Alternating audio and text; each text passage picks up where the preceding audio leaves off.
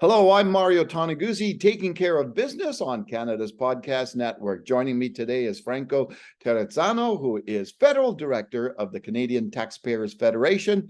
Thanks for joining us today, Franco. Hey, thanks for having me on. Well, taxes is a big, nasty word these days for the Canadian public. Tell me what's new when it comes to taxation in this country and where Canadians, the average Canadian, is going to feel it. Well, we're going to feel it in our pockets. I mean, that's where we have been feeling it. I mean, we've seen inflation reach a nearly 4 decades high. This is one of the most serious problems facing most Canadians. We're having a tough time fueling up our cars on the way to work. We're having a tough time putting ground beef in the grocery cart when we're at the store. And what's so frustrating is that even though this is so serious, Prime Minister Justin Trudeau does not seem serious about making our lives more affordable, because instead of doing the no-brainer thing, which would have been not to raise taxes during the pandemic as inflation soared, he did raise taxes 3 times since COVID-19. Carbon taxes up, payroll taxes up, and Mario, if all that drives you to drink, every time you go pick up a case of beer or a bottle of wine, your tax bill is going up there as well. So, what can we see into the near future of what else is coming when it comes to the hike in taxes? Well, it looks like more of the same, unfortunately, from our federal government. It looks like another carbon tax hike going on next year. In fact, Trudeau says he wants to continue to raise the carbon tax until it reaches nearly 40 cents per liter of gasoline. Now, that's bad enough, but beginning next July is what's going to be a second carbon tax through fuel regulations, which will add up to 13 cents per liter of gas by 2030. So, I mean, one of the biggest pain points for so many Canadians is the price that we're paying at the pumps, and it looks like the tax bill there is getting even bigger. Now, what I think the point we need to make clear is that Trudeau could make life more affordable for Canadians. He could immediately cut federal gas taxes and save between 18 and 30 cents per liter of gas, depending which province you fuel up in. But unfortunately, Trudeau is doing the opposite. He's raising taxes at the pump. All right. So how bad is this? Pretty bad. Pretty bad. I mean, I'm sure you talked to so many Canadians. We talked about the pumps. We talked about the grocery store, but even just young Canadian families, right? We're seeing more young Canadian families get engaged in politics. Now, that's good, but the reason they are is because they're having a tough time affording a new home. They're having a tough time affording the diapers, the baby formula, right? So many Canadians are really feeling the pain right now, and it's really the government that's making things worse. Now, we do see the government come up with these so-called affordability plans, but these plans aren't serious. You know, we heard of an increase in the GST rebates.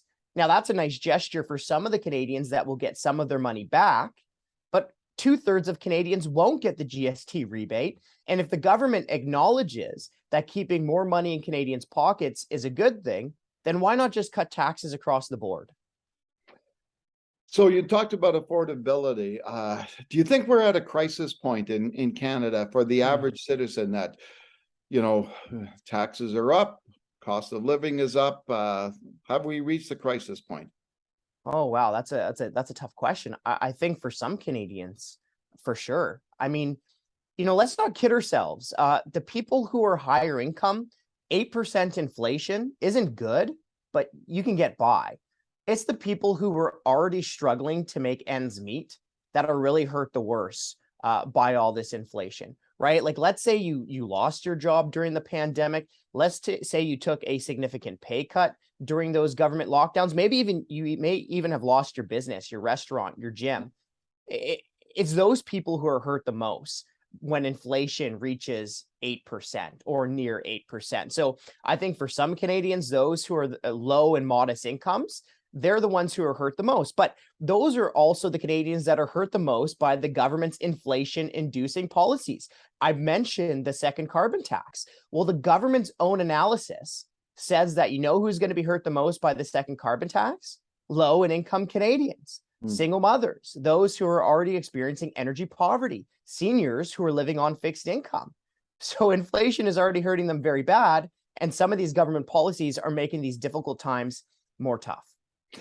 So, Franco, when you look at this and the impact it has on the average citizen, let's look at it in a broader context. What impact does it have on the overall economy, on Oh, Canadian yeah. businesses?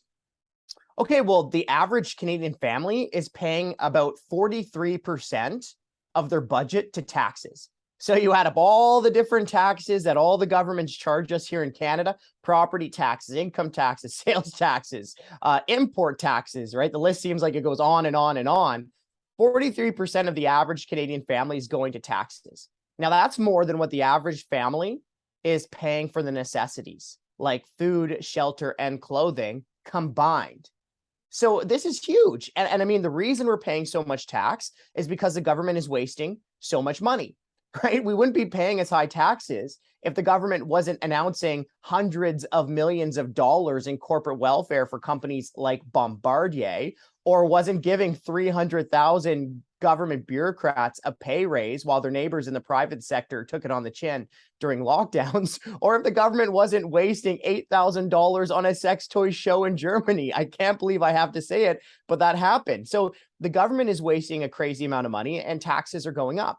But if you look at the broader economy, I think the key issue right now is inflation. Now, we hear some economists warn about a recession, but Mario, I think the key question we need to ask is, recession for who? When will the government employees help shoulder some of the burden? Because the 2 years of revolving government lockdowns, it was really all the private sector that really took it on the chin, not government employees. Yeah.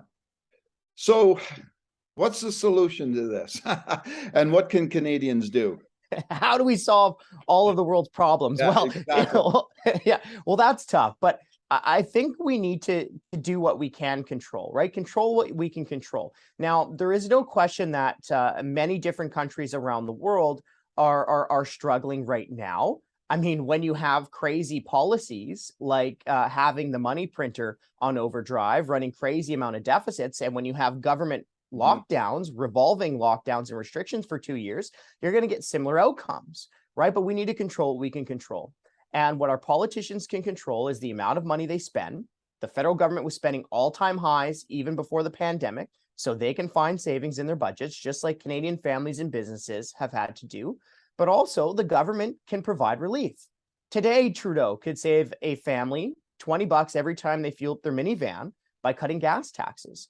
Trudeau can stop his payroll tax hikes that take more money out of small businesses and more money out of workers. And of course, actually provide real tax relief. So instead of just GST rebates, why not just cut GST across the board? Mm-hmm. All right, super. Thanks, Franco, for joining us today. Well, thanks so much for having me on. All right, that was Franco Terrazzano, who is Federal Director of the Canadian Taxpayers Federation. I'm Mario Toneguzzi, taking care of business on Canada's Podcast Network. Thanks for joining us today.